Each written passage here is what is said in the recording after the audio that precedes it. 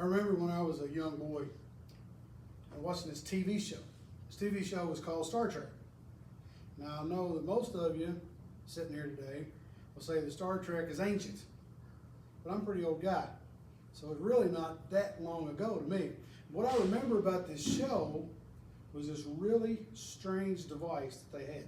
They held it in their hand, and one guy could talk to another guy that was completely somewhere else, and he could hear him.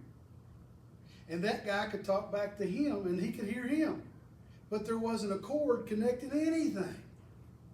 So the problem with that for me was, if it didn't have a cord on it, I couldn't believe it. So as a kid in the 1970s, it deterred me from ever watching that TV show ever again. Wow.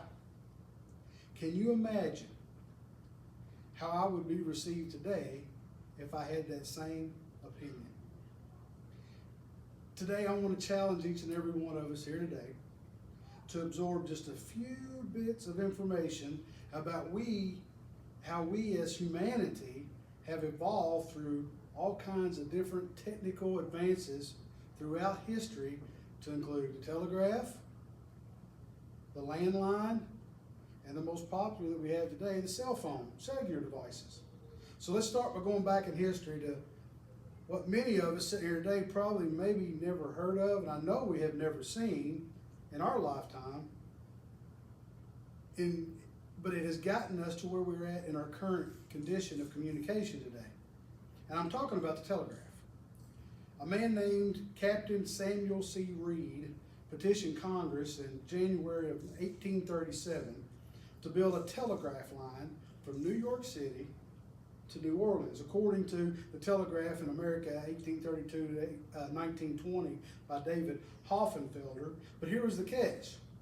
He said if we do that, we can send communications that far within 2 hours.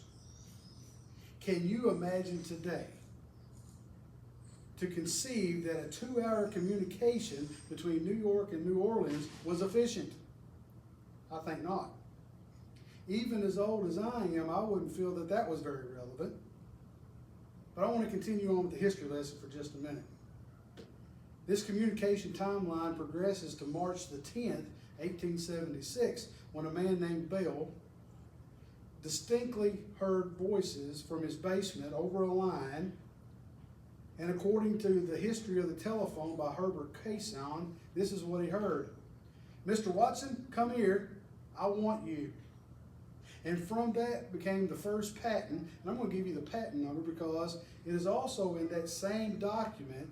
It's recorded that they said it was the most valuable single pattern ever issued in this country.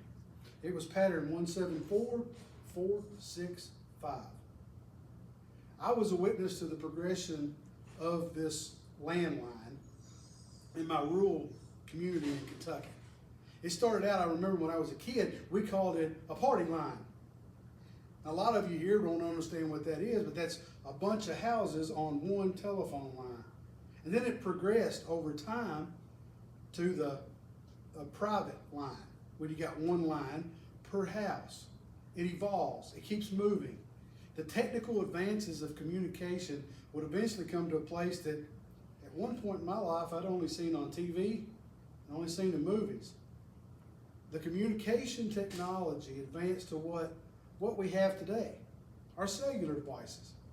It was on September the 21st, 1983, when the era of the mobile handheld cordless phone made its debut, according to The History of the Mobile Phone, which is a documentary film by ORF.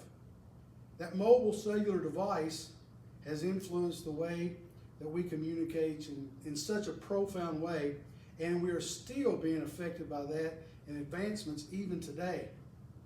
So, in conclusion, let me say that I have changed my attitude toward what we can and cannot obtain in the lines of, well, not only communication, but also areas of technology. As you have heard here today, humanity has evolved in our lines of communication from 1837 to the modern day today. In just under 200 years, we have come from an era of telegraph, landline communications, and today with our cellular activity for communications. So as a young man, I couldn't believe a handheld device that didn't have any cords could be used to communicate to another individual. Well, all I can say is, beam me up, Scotty.